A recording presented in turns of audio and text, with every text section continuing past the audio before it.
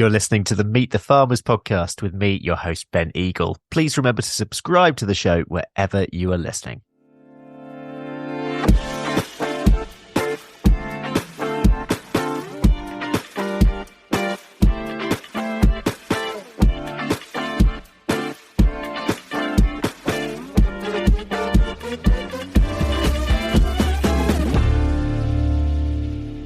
Hello, everyone, and welcome to episode 279 of the Meet the Farmers podcast with me, Ben Eagle. We are heading to the Isle of Man today to talk dairy, and my guest is dairy farmer David Cooil. David, alongside his brother Robert, runs a dairy operation that supplies the Isle of Man creamery, but their work goes far beyond milk production as well. The brothers are passionate about protecting their local environment and enhancing biodiversity while maintaining a thriving herd, and they were awarded the prestigious Silver Lapwing Award from FWAG in 2024. We'll be discussing the brothers' journey today, the challenges and opportunities of farming on the Isle of Man, and how they balance herd management with a deep commitment to conservation. David himself is also heavily involved with the Isle of Man creamery, the local school as well, and a few other bits and pieces which we'll go into today. I should also start by saying thank you to him as well for sending me lots of Manx cheese in the post, and we're going to have a bit of a tasting later. David, it's really good to have you on the show. Welcome to Meet the Farmers. Hi, Ben. How are you doing? Yeah, really well, thank you. Good. Yeah, like I say, it's great to have you on. I think, you are the second Manx farmer that we've had on the show, so it'll be good to dive into a little bit on life and farming life as well on the island. But first of all, I wonder if you can just give us an introduction to your farm and a bit of info on your own farming journey. So I farm in partnership with my brother Robert. We are farming in the south of the Isle of Man. I don't know if anybody knows the shape of the Isle of Man. It's like an elongated diamond. We've got 3 farms spread out across the south, totaling 600 acres. I live on Ballagorn Farm in Ballabeg. We milk 230 cows on Ballagorn Farm. And then we take all the calves from the split block calved herd, and they are reared for producing replacement heifers and producing beef, in predominantly for the local market. Grass-based system, trying to reduce inputs as much as possible, be it feed or fertilizer, basically, and work alongside the environment. Yeah, because I'm guessing one thing you have plenty of on the island is rain. Yes, yeah. I don't know the exact rainfall figure around here. It's 50 inches, I think, off the top of my head. So, what about your sort of journey into farming? Is it always been farming for you? I think we're the 5th generation now to be farming. I didn't come straight into farming from school. I'd done 4 years working as a mechanic, as a agricultural mechanic, working on tractors and diggers. And then spent a few years working for an agricultural contractor before I came home. My brother was always home working on the farm. And then, I come back, took over the farm from Dad as a partnership in 2010. And we took over as a beef and sheep farm. And we only built the milking parlour. And, we started milking in the spring of 2017. I'm guessing, actually, maybe we could have a bit of a chat about the whole inheritance tax discussion that's been having over here in the UK, because I'm assuming with the Manx government being separate that you're not implicated by any of that. No, I don't know the full ins and outs of it, but we don't have direct inheritance tax over here.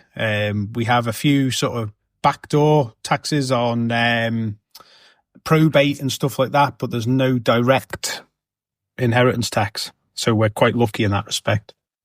Okay. And I'm guessing, to tell us a little bit more for listeners who don't know and maybe haven't listened to first episode we did on the Isle of Man, but give us a sort of insight into agriculture generally on the island, and maybe that political element as well, as to how agriculture and the government interact. It's quite a difficult one, really. I think because it's such a small island, we know the Minister for Agriculture, we know most of the local MHKs, which is the members of the House of Keys. You can pretty much bump into them in the street and chat to them. So it's quite open in that respect. Generally, they're quite supportive of agriculture. Although I'm quite guilty of not sort of tying myself into all the detail off that side of things. But I don't think we maybe don't get the same payments for agri-environment schemes, it's called over here. It's probably the rates aren't as high as the UK.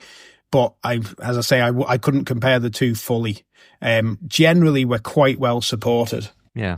And just a little bit, I suppose, on landscape on the island. It is, I remember from last discussion, actually, that it's pretty varied in terms of north to south, isn't it? Yes, very varied. The northern plain, very sandy.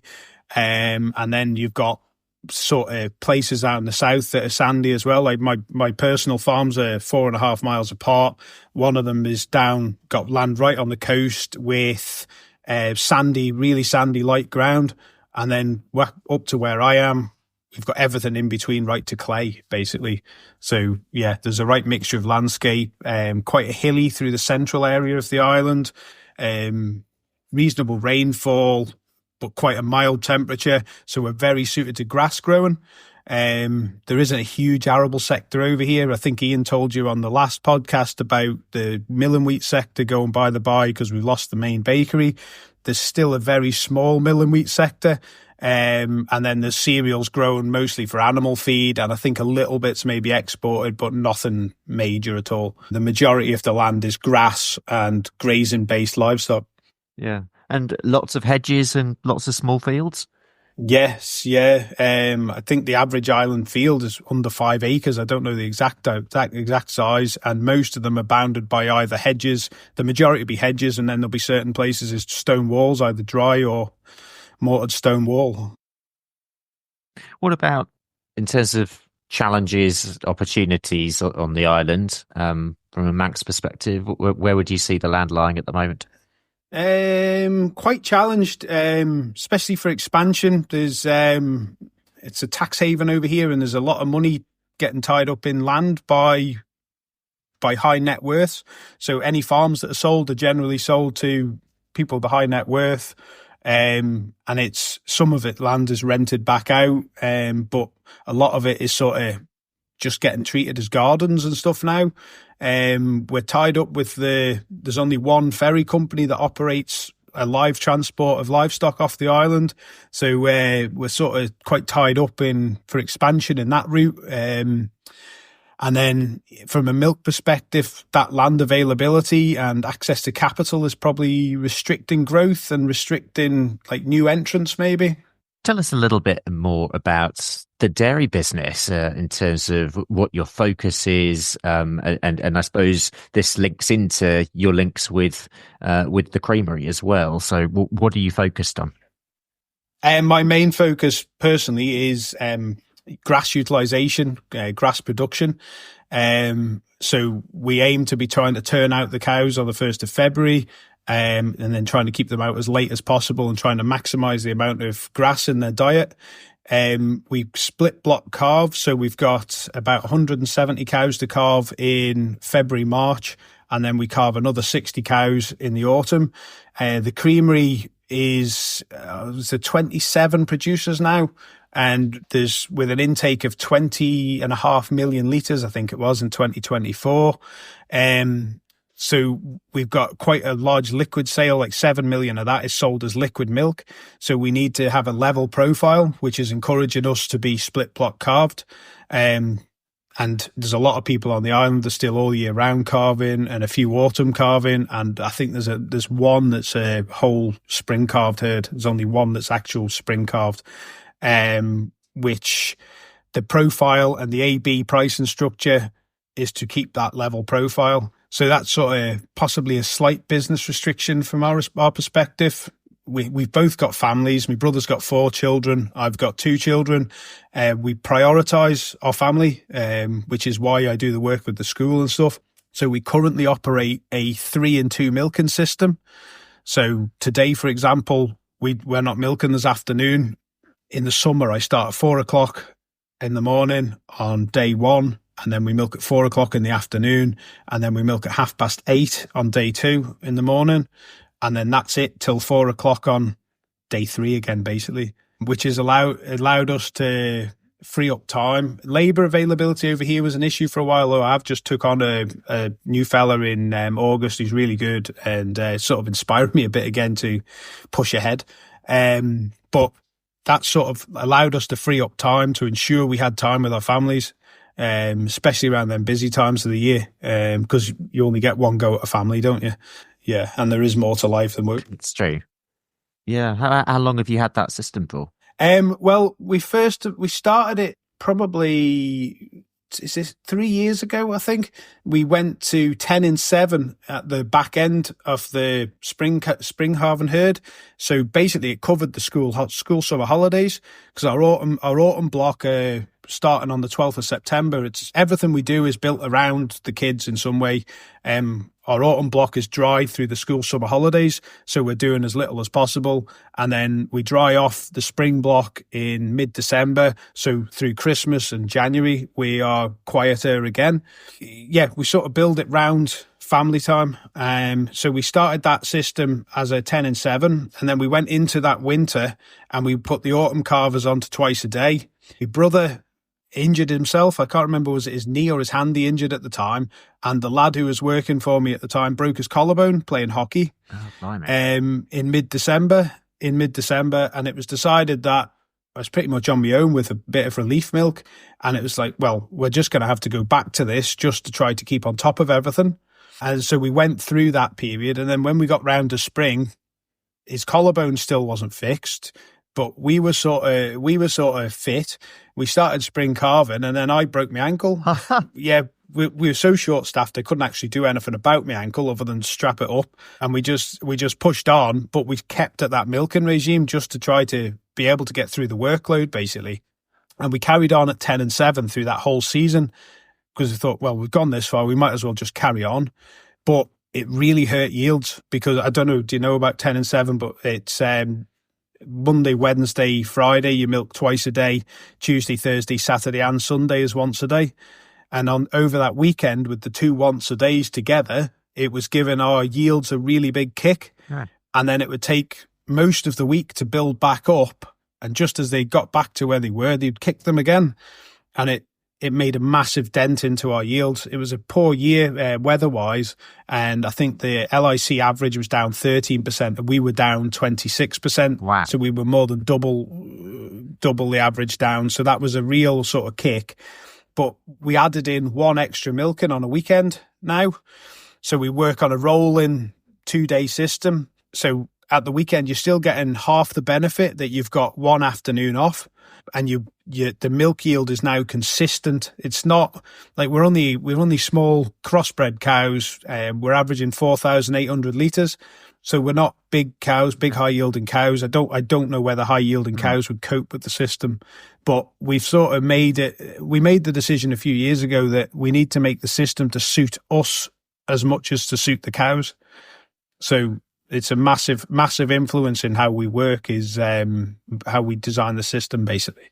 And the cows deal with it. Fertility improved, foot health's improved because they're walking less in the summer. Milk constituents are increased. So yeah, it's a good system. It's a very good system. I was going to ask, when you made the change, how long did the cows take to transition to that? Less time than it took me. The biggest mistakes I would make was grass allocation. I found once I got my head around the grass allocation on the different lengths of days, the cows were fine. But for the first week or 10 days, it took me to get my head around allocating the correct amount of grass. If I hadn't, they'd be stood at the gate shouting at 6 o'clock, and it didn't do to go near them. They'd be stood at the gate shouting at 6 o'clock in the morning, which is when we used to milk. So, but once I got that allocation correct, they settled in no time. They're very adaptable. Yeah, really interesting. I was going to talk about the creamery next, but as you've mentioned, family. I really like this idea of actually almost planning the business around the family commitments. And clearly, you do a lot of stuff with the local school as well. Tell me about that part of your life and yeah, sort of how family and business come together. Between me and my brother, like luckily our kids go to different schools, so generally like school concerts and sports days and stuff don't align. So we've always been insistent that we could get to them things. You know, no matter what, if your kid had a concert on or a sports day or anything, we work towards that person being at that. And then I was generally at the school, and I think I don't know, was it before we ended up, we opened the farm up for a week, and we had all the kids from the school come to the farm over a whole week. They were coming, a class or two a day were coming up to the farm, and we were doing farm tours. We were showing them milking, and we were showing them round. They were fascinated by it. Probably the best part about that was the teachers and the parents were probably learning far more than the kids. The kids loved, they're all infant school kids, like young kids, and they loved seeing the animals. They loved stroking the calves. We were feeding the calves. We were doing all this. And they were probably picking up bits, but I think we were educating the parents and the teachers as much. Okay. So off the back of that, I ended up with the job as the school governor. So I'm now the chairman of Albury School Governors. I think trying to just do things to help the school. And I like kind of in the back of my head, I've got that if they're seeing that the farmer's willing to take the time out, they might consider buying local, maybe. I don't know. I've managed to get the creamery to sponsor like hot chocolate day on before Christmas. So all the milk was supplied by the creamery free. And they got some pictures of the kids holding the milk cartons, and we can use it as advertising through the creamery. And then off the back of going in for a school governors meeting, I was chatting to the headmaster, and he said, such and such a class missed a hockey competition the other day because we had no one to drive the minibus. And I said, why was no one driving the minibus? And he said, well, there's only him, the head teacher, and I think it was the caretaker at the time had a license to drive the minibus. The caretaker was off ill and the head teacher had commitments. So these poor kids missed their hockey tournament. So I ended up doing the driving test to get my minibus license. And now I get called in. It's not often, but just sporadically, just to drive the kids out to like school trips or take them places. So, you know, I like to think that they're getting out of the classroom. And then off the back of that, I was driving the minibus to a forest school thing that they went and met in a public park. And I stayed, and we done the things with them. And I was saying to the teachers, like, this, I think this could be better. And she was like, well, I'm actually forest school trained, but we've got nowhere to do it. And I said, well, come to the farm and let's have a look. I've got a couple of little places, and it's 3/4 of an acre of trees. We're not heavily wooded, but we've got this little 3/4 of an acre plot. Perfect. And she got really excited. So it's been fenced off. We've bought a shed for them to store their stuff in. They've got a fire pit, and the kids love coming up.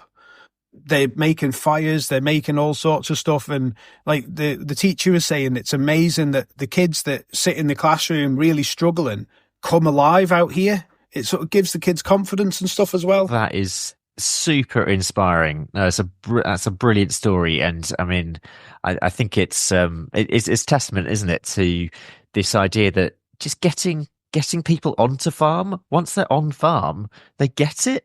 They love it often, and it's just providing this space and providing the time. And I mean, you and I know that there are loads of farmers who do this, and I think it's worth actually just taking a moment to. I'm going to say thank you to all of you, anyone, David, and anyone else who does this, because I think it's really important, and it gives so much. But also, as I'm hearing from you, I'm reading that from you that you get a lot from it as well. It's dead rewarding. It's really rewarding, and they're all smiling. And then if you talk to the teachers a day or two later, the next day they're still talking about it and still talking about things they've learned. And if we can be organized, the teachers have usually got a little bit of like follow-on work, whether it's coloring in a cow or anything. They've always got a little bit of follow-on work. And yeah, the creamery is really, really good to organize events as well. They've been organizing like an Easter egg hunt day on farms. They had a big Christmas one. And the farmers, it's not always us that does it. There's lots of other farms on the island that do it. And it's brilliant that they're willing to open up. And it's not an easy job. You've got a lot of risk and you've got a lot of worry of having kids on a farm, and you have to be really prepared and make sure your insurance is right. Yeah. But it's so rewarding to do it and to see the smiles on their faces. And you've got to hope that they go home and they think about what they're buying when they're in the shop. We had a day this year. We had another. I invited the parents of the school up, and I thought my plan with that was that I thought if we show them around and we can show them the forest school and stuff, it was a summer's evening, we might actually generate some help from them to come and do stuff with the forest school, which hopefully has worked. But I got the creamery involved with that, and they sent us like tasters of cheese. So we put them all out with some toothpicks. And people were amazed at the flavors. Like they'd never even noticed that there was like a jalapeno infused cheese, and they absolutely loved it. And they've gone off and potentially bought it, haven't they? And Yeah. I have to say the jalapeno infused cheese, which is currently sitting in my fridge, I'm very much looking forward to it. Speaking of which, because I have this cheese sitting right next to me, and I really want to dig into it. But before we do that, just tell me a bit about your involvement with the Isle of Man Creamery. Tell us about the creamery itself, and then we'll go on to talk about the range of cheeses that there are. So yeah, Isle of Man Creamery is a farmer-owned cooperative dairy. There's currently 27 producers. I think in 24, 20.5 million litres. So we're not a small creamery, but we're not a large creamery. About 7 million litres is sold as liquid milk on Ireland. We've got a very good support off the local public on local milk. I think last week Tesco released their club card statistics from. We've only got Tesco's over here. There's a Marks and Spencers and Co-op, but Tesco's are the main supermarket. They released their statistics, and the number one product sold was Isle of Man Creamery semi-skim milk. So it was the most purchased product. So, and then skimmed milk and whole milk appeared in the top 20 as well. So we've got a very good local following. It's free delivery as well on the island. So there's a lot of people that get milk delivered. So yeah, there is quite a good following on that. 13 million litres go into cheese. The cheese is, well, as you're about to find out, is good. It's going into UK and Ireland to begin with. There's cheese in Spain, USA, Australia, Canada. How it's going to go with the USA after Mr. Trump gets in, and if he's going to give us any issues on tariffs and stuff. Yeah, we'll see on that. I mean, I think he's talking 25% at the moment. We're recording this on the 21st of Jan. 25% on Mexico and Canada is sort of what we're hearing. I'm not sure what he's going to put on the Isle of Man. But it's quite popular for the cheese. I think we do all right on the branded and the specialist cheeses, but I think we struggle on the commodity cheeses, so your mild cheddars and stuff, because we're not of a scale to be able to compete with large creameries. So yeah, we need to push the branded and we need to push the niche market. Okay. Well, speaking of which, I'm going to start digging into. First of all, I've got a mature cheddar here, which I'm going to start eating. While I'm doing that, do you want to tell us about the range of cheeses that you have? Yeah, we've got a vintage cheddar and a vintage red Leicester, which tend to go down very well. They're a bit stronger, bit better aged, and possibly a niche taste, but if you like it, you love it. And then the mature cheddar is again popular. And then we go down through the milds, and then we've got a mild coloured. They sort of fall into that commodity bracket, and yeah, that just goes with the world market, the profitability on that, which we're really so small, we don't feature in the world market, but we're sort of very, very influenced by it. And then they do a range of flavoured cheeses, so jalapeno, cheddar and chive. There's an oak smoked cheddar. there's another one I'm missing. I can't remember. Oh, peppercorn, cracked black peppercorn, which I believe that's very popular indeed. So yeah, the jalapeno one's my favorite. I have to say, jalapeno and vintage cheddar are my two favorites. Absolutely love them. I'm making most of it. I've got here in this little selection. I've got mature cheddar, which it's quite sweet actually. It's got a little bit of saltiness, Yeah, coming through it. But yeah, it's quite sweet. It's quite smooth. Yeah, it's good. I've got the garlic and chive here. they did a special run for Christmas of sage and onion, and that was a really good one. But that never made it off the island. I don't think. I think there was only a couple of ton of that, and it sold out pretty quickly over here. So I'll show you that garlic and chive. Yeah, I need some biscuits with that one. I think. Anyway, I'm gonna really enjoy working my way through all those. So one of the creamery's main selling points on the liquid milk and the cheese is that every single cow on the island grazes grass. So we've got a grass-fed accreditation, a minimum of 200 days at grass, and a minimum of 70% of the diet is forage, home-produced grass or grass-derived silages. So that's quite a big selling point, especially in like the US and stuff. I think that the average was running around the 225 at one point. I think last year possibly dropped back a little bit due to such a wet springtime. I think people were a bit late getting cows out, and it's always going to vary a bit, but yeah, we aim to be over that 200-day average at grass. Okay, let's talk about conservation, because like I said in the intro, you were awarded FWAG's Silver Lapwing Award last year. Yeah. So tell us a little bit about the key environmental initiatives that you've implemented on the farm, your approach to conservation. I think the majority of it, I think we got a lot of points for the public interaction. But we also, I've got myself down like a bit of a rabbit hole on the dung beetle thing. We were when we first started up, I sort of listened to my vets, and we were encouraged to be putting fly treatment on the cows all the time. And we were encouraged to be worming the cows, all this sort of stuff, which I think is quite standard in grass-based systems. And then I'm an avid plate meter as well. So I measure the grass once a week and get down to like every 4 days through peak growth.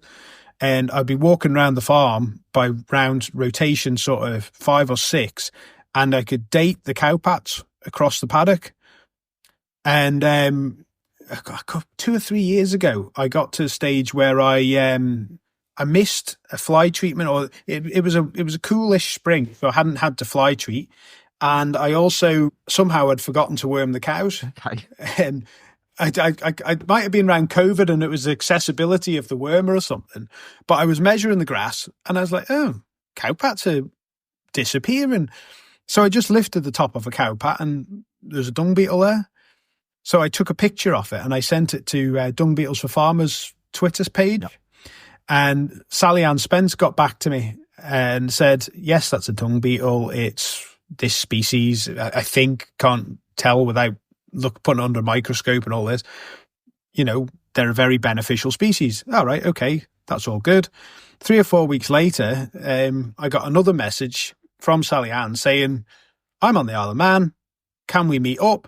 Great. I was like, oh, right, okay. So she came to the farm, and me and my brother went out around the farm rooting through cow pats with Sally Ann Spence. It's something I've never thought I'd ever do, was rooting through cow pats.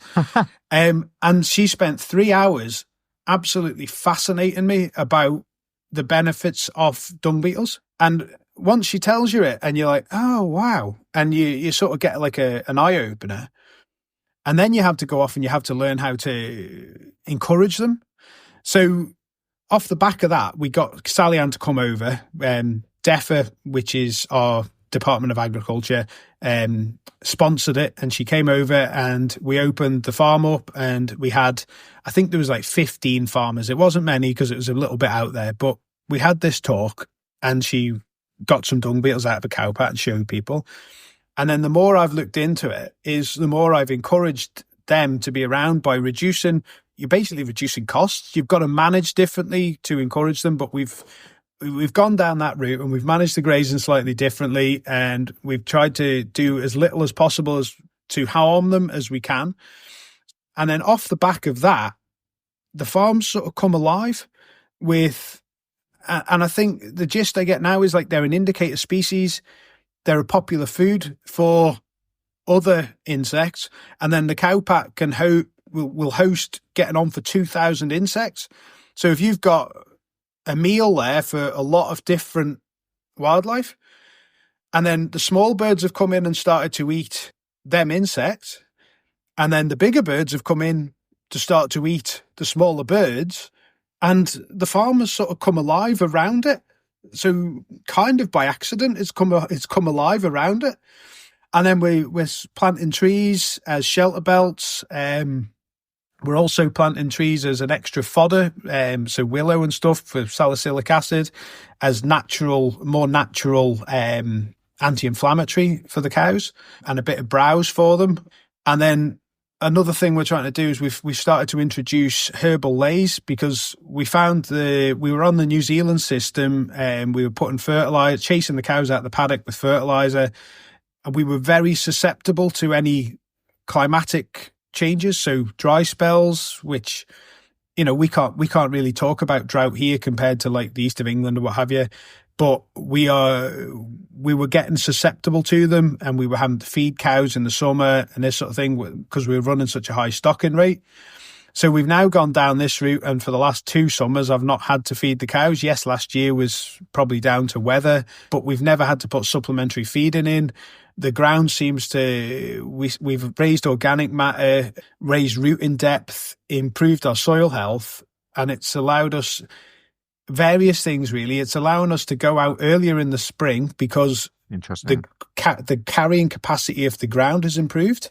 And then the higher organic matter is allowing it to hold on a bit more into a dry spell as well. So, yeah, it's sort of, and all them sort of things combined, and everything we do off the farm with the community, etc., and bringing people onto the farm, I think we're all combined to us winning the Silver Lapwing Award. Yeah. I completely see why the judges made the decision they did now. But I mean, just going back to the dung beetles, I remember having a similar conversation with Bruce Thompson, must have been a couple of years ago now, and how such a small creature can have such a massive impact, but not only just like you say on the ground as well, but so often any farmer who starts noticing what they do, it seems to have like a massive impact on everything else they do as well. Yes, yeah. Well, everything else we were doing that was harming them and was taking our time as well. So less of that sort of work you have to do. Moving the fences, grazing at a slightly higher opening cover, and leaving a slightly higher residual. It's nothing that's actually detrimental to our milk production, and it actually saves us time in the long run once you start to get your head around it. I mean, a farmer, other than obviously look up dung beetles for farmers and get in touch with Sally Ann, if a farmer is interested in learning more about this, what could they do? Yeah, like you say, dung beetles for farmers, Sally Ann. There's lots of things out there about them, but yeah, just go out there and find some of the information. Go to a farm that's doing things maybe more regeneratively. It's a word I use, but I sort of struggle with because I think it's going to start to be too commercialized, that word. But yeah, just start to think before you go and put that product onto your cow or onto your sheep. Just think about a little bit beyond the cow or the sheep. Yeah, it's quite difficult, and yeah, we're having to change quite a lot in how we graze the cattle around, because we're solely cattle, so we've not really got like a sheep we can send in to sweep up some worms or vice versa. So like managing, especially the young stock, is quite hard work. But like vaccinating for lungworm can reduce our reliance on wormers through the first grazing season. So we're going down that route now. Just mixing it up a bit, or putting your calves onto clean grazing after you're taking silage off and things like that, can just make a difference and reduce worm burdens and reduce your reliance on anthelmintics. The other side of that is probably going to be anthelmintic resistance, isn't it? Touch wood, I don't think we've got any issues, but I don't want any issues. I want that sort of fire break to be available to us if we have an issue. And unless we look after them, we're going to lose them, aren't we? So Yeah. I'm going to give a shameless plug at this point for anyone, if you haven't already subscribed to the SCOPS podcast, Sustainable Control of Parasites in Sheep Group podcast, but it's relevant for cattle farmers as well. Do go over and give that a listen. We cover a lot on sustainable parasite control in that, a lot on anthelmintic resistance. Oh gosh, there are so many avenues that I want to go in, but just one other thing, like the little things that get said to you is what makes a big impression on me. And there's a lady rides her horse in a circle around the block here, and she goes down the road right down the middle of our farm. And she said to me the other day, she said, "Wow, you go down this road and there's little birds everywhere flying out of the hedges. Whatever you're doing must be right, because there's more birds." And she's saying it's noticeable on our strip of road compared to the other roads. So, okay. It's whatever we're doing is working. I've never really got to the bottom of what we're doing. Well, I think it's, by the sounds of it, I think you've done a pretty good job at describing it. And I think it's as usual, it's not just one single thing, is it? It's a combination of lots of things. Yeah. Where are we going to go to next? I think we are going to have to start to round it up a little bit. So I thought let's look ahead to the future, I suppose. And in terms of future plans for your business, but also future farming on the Isle of Man, how confident are you for the future? I get myself a bit sort of mixed up with this, because sometimes we've got these people over here buying land. We own 220 acres and we rent another 380.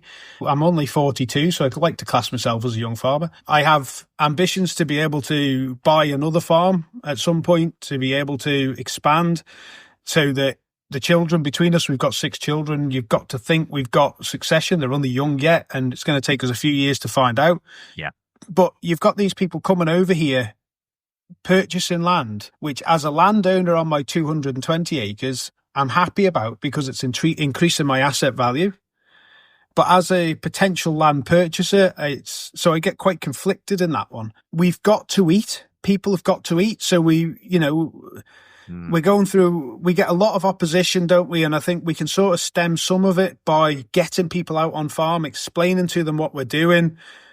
You explain to these people how we measure grass, and they're absolutely fascinated.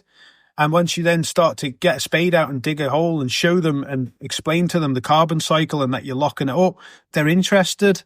And you've got to hope that there's a future in the industry, and that people are going to support local. You've seen with the Ukraine war how susceptible we are to things like that. Got to be sustainable, and we've got to be here to feed people. Yeah, so I think the future's bright. As an island scale, we're an aging farmer population. There is young people out there that are keen to farm, and we need to find a system and a way to get land available to them. Capital is probably going to be a big issue for them people, in higher interest rates, etc. It's going to be a bit of a restriction, isn't it? There's lots of issues out there. I don't think any of them are insurmountable, but I like to think that the future is bright for Manx agriculture. Yeah. We had the sort of next gen conversation when Ian and Harry Parsons came on. I should just, listeners, if you do want to listen to that one, that was episode 193. That was back in 2023 that came out. But yeah, we were talking about next gen on the islands, encouraging younger people on the island into agriculture. What do opportunities look like for younger people who would want to get some sort of foothold? Not necessarily their own farm, but that could be one, but also just opportunities in the industry. The dairy industry, I think, going forward is going to have opportunities. We're down to 27 producers. Out of them 27, there's a lot of them are old. So to maintain the creamery, we don't want to drop our litres to much more than where we're at the minute. We're down at 20 million. Yeah, we need to find ways to encourage people in. There's people out there that are looking for farms.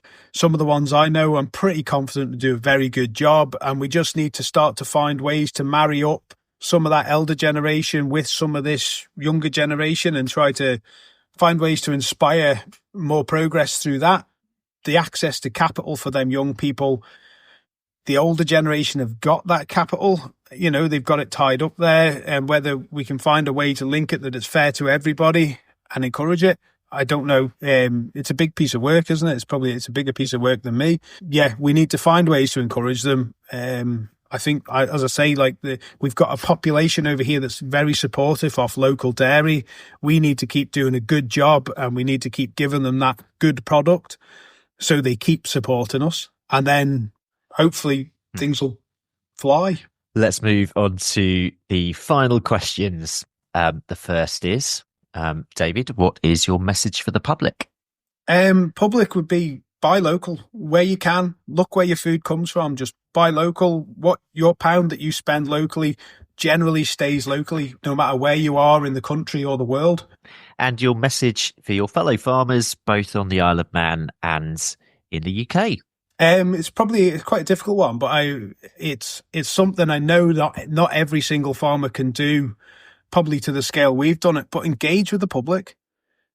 Talk to them. If you see people walking through a footpath, instead of shouting at them that their dog's off the lead, we've got to bear that in mind. But just chat to them, tell them what you're doing, and they're interested. Engage with them if you can get them on farm. If not, go to public events and speak to them. Brilliant. Great message. We'll leave it there. David, thank you so much for coming on the show. It's been yet again another fascinating insight into life and farming on the Isle of Man. And just best of luck to you, the rest of the family, and everyone else on the island for what you're doing. Matt, thank you very much. That is it for today. Huge thanks to my guest, David Cooil, for coming on the show. Thank you also for listening. Next time, we'll be out east. We'll be in Lincolnshire. I'll be talking to Chris Bayliss. But for now, I'm Ben Eagle. This has been Meet the Farmers, and thank you very much for listening. Meet the Farmers is brought to you by RuralPod Media, the only podcast production agency to specialise in the rural sector. We're on a mission to make rural stories mainstream and help businesses, organisations and communities like you tell your story through podcasting. Podcasting is a fantastic way of connecting with your audience, whoever that might be, getting your message out there and networking with leaders in your niche. RuralPod Media can help you by launching your new podcast or helping you with the technical side. We also provide podcast training and an audit service if you already have a podcast, you're not sure where to take it to next. For more information or to book a call, visit ruralpodmedia.co.uk. That's ruralpodmedia.co.uk.